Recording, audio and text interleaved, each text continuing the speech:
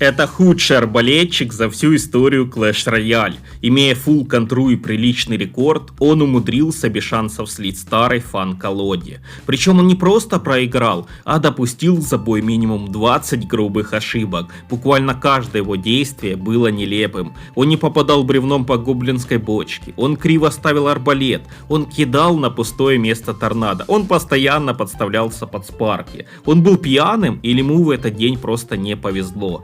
Сегодня вы увидите 5 минут полного кринжа и узнаете, как не надо играть арбалетом. За долгую историю Clash Royale было очень много знаменитых игроков с арбалетом. Лемон 3, Альперен, Бетфас. Последний даже становился топ-1 мира. С арбалетом можно достичь многого, но он требует большого скилла, концентрации и умения грамотно защищаться. Далеко не каждому это дано. На сегодняшний день существует две основных вариации данной колоды. Самая популярная с лучницами и фаерболом за 3.0 эликсира и более олдскульная с ледяным колдуном и ракетой за 3.5. Наш герой выбрал именно второй вариант. Знакомьтесь, его зовут Cyberly Crush, он играет в Clash Royale уже 9 лет и неоднократно брал абсолютного чемпиона, а значит должен что-то уметь. Помимо арбалета он также очень любит мортиру. Срочные новости. Акции Clash Royale взлетели вверх, ведь на биржу завезли героя варварскую бочку. Самое время вложиться в пас Royale, чтобы стать легендой Уолл-стрит. А опытные трейдеры выбирают PlayRock, ведь именно там можно купить ключи, скины, донаты, все по минимальным ценам. Да и в целом на сайте куча товаров, где каждый найдет что-то важное для себя. Лично я уже прикупил сезонный пропуск. Ну не забывайте, что в Steam совсем скоро стартует весенняя распродажа, а это значит игры по самым приятным ценам уже на подходе. А по нашему промокоду Alledge вы получите пополнение с комиссией 0%. А еще появилась удобная функция моментального пополнения звезд дешевле, чем Telegram. PlayRock, здесь есть все, что нужно геймеру. Пополнение, Steam, ключи, игровые товары, Telegram, звезды. Все это по ссылке в описании. Ну и промокод Alledge не забудь. В этом сумасшедшем и поучительном поединке я, как всегда, играл на своем твинке знаменитой колодой Жанны Дарк. Гиг-скелет, спарки, гоблинская бочка, зеркало. Звучит стрёмно, но в 2020 году японский гений и киберспортсмен с ней занимал 57 место в мире. И тогда мне очень понравилась эта дека. Я даже создал под нее специальный аккаунт. На сегодняшний день эта колода уже не особо актуальна, но Жанна Дарк с ней по-прежнему играет. Правда, вместо разряда он уже перешел на лозу. Арбалет для нас это, конечно же, жесткая контра, против которой у нас нет никаких шансов. Особенно неприятна вариация с ракетой. Бревно и торнадо полностью нейтрализуют гоблинскую бочку. Два здания не позволяют пройти гиг-скелету. Ракета моментально уничтожает спарки. Как же я здесь все-таки умудрился победить? Итак, давайте внимательно посмотрим этот поединок и разберем все ошибки соперника. Их, поверьте мне, будет очень много. И уже на первых секундах он допускает грубый промах просто так, для прокрутки скидывая бревно. Что здесь такого, можно подумать, но на самом деле это очень важный момент. Нельзя в начале боя просто так скидывать бревно, не зная какие карты, какой цикл у соперника. Ведь там может быть очень много спама и может сразу прийти наказание. Что, собственно говоря, я и делаю. Сразу следует такая немножко странная, но опасная комбинация. Спарки плюс гоблинская бочка. У соперника очень большие проблемы, но есть выход. Можно поставить ледяного колдуна на спарки и после его гибели поставить рыцаря. Но гоблинскую бочку перетащить на главное здание при помощи торнадо. И тогда был бы размен 9 в 9, он бы активировал главное здание.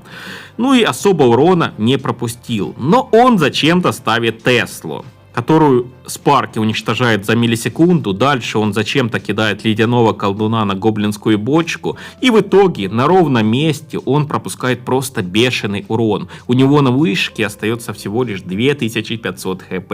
То есть 3 грубейших ошибки буквально за 20 секунд. А все началось, казалось бы, безобидного бревна. Но тем не менее расслабляться не стоит, потому что я понимаю, что соперника просто full контра. И даже после такого неудачного начала мало, он может просто элементарно закомбечить.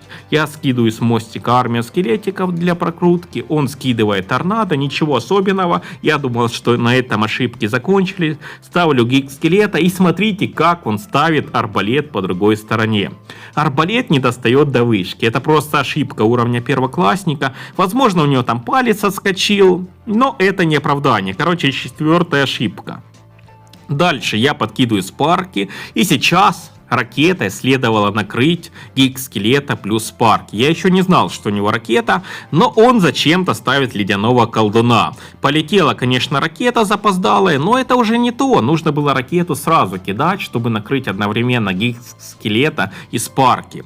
На гоблинскую бочку он зачем-то ставит скелетиков, а мог немножко подождать и скинуть безопасное бревно. Скелетики не справляются, и в итоге гоблины наносят просто колоссальный урон. У него остается буквально 1400 хп. Полетела еще раз гоблинская бочка, и даже тут он не может ее нормально законтрить. Запоздалое бревно.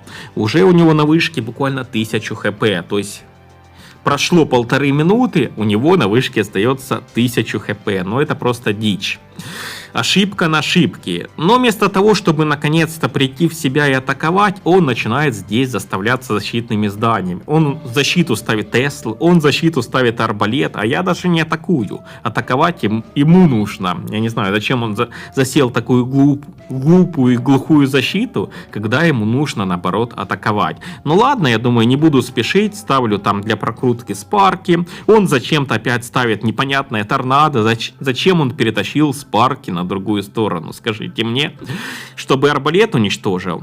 Опять он не может законтрить нормально гоблинскую бочку, он зачем-то ставит Теслу. Вместо того, чтобы использовать бревно, он зачем-то ставит Теслу. Ладно, понял, принял, ставится очередной арбалет. Тут бы, казалось бы, он наконец-то начинает перехватывать инициативу, но опять-таки полетела непонятная торнадо. Он кучу раз кидает какие-то непонятные торнадо, он хочет перетащить моих юнитов, чтобы арбалет пристрелялся, но у него ничего не получается. Еще раз 1 Тесла, то есть 2 Теслы уже возле левой вышки стоит. Зачем, непонятно. Он, наверное, хочет обезопасить себя от гоблинской бочки.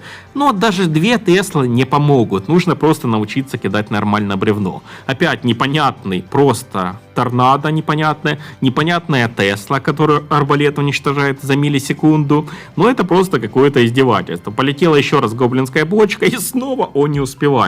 Он уже боится, что я бочку скину за вышку, и вот так вот бревно кидает с запасом, но по итогу просто тупит, и гоблины наносят урон за уроном. Ни разу он еще нормально гоблинскую бочку не законтрил. 500 хп у него остается, ставится еще раз арбалет.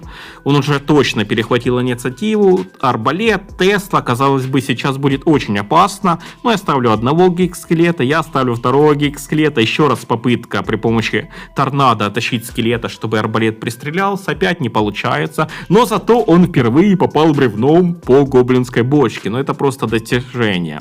Сейчас был такой самый опасный момент, реально арбалет мог пристреляться, но я буквально на последней секунде успеваю все-таки воткнуть гиг-скелета. Вот первый раз он реально меня застал такой врасплох.